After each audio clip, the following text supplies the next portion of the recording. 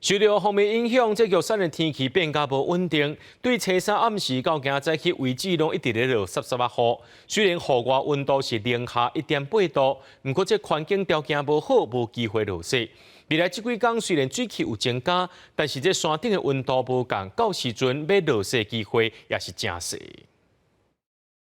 远远望去，规片白茫茫，规个景致有一种迷茫的美感。这是玉山，因为风面的影响，为初三暗时到初四早起，落阵阵的蒙蒙啊雨。虽然户外温度上低降到摄氏负1.8度，暗过也因为大环境的条件也无够，玉山气象站在内的山，拢搭伫白茫茫的白雾墙内底。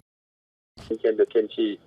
没有那么冷，本来想说会结霜或结冰的状况，结果今天好像也没有，早上就开始起雾了，因为天气不好。受到华南分河区方面伫台湾附近形成的影响，全台湾各地拢有落雨机会，尤其是中部以北依然落雨情形会真明显。气象署表示，初五水气小可减少，温度降低，到初六水气才会阁增加，一直到初七大气才会转做较大的天气。礼拜四一直到周末这一段时间，台湾只有在东半部会有一些比较零星的迎风面降雨。但是带来几天，关山敢有机会落雪？气象专家是讲，虽然水气有增加，不过因为关山温度无配合真好，所以落雪机会较低。那关山的道路日头照无到的路面，可能要注意结冰的现象会出现。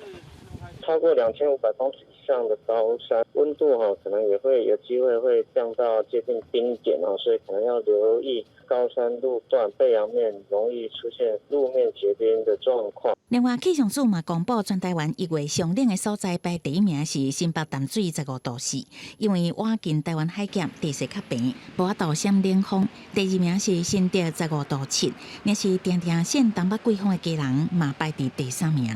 记者综合报道。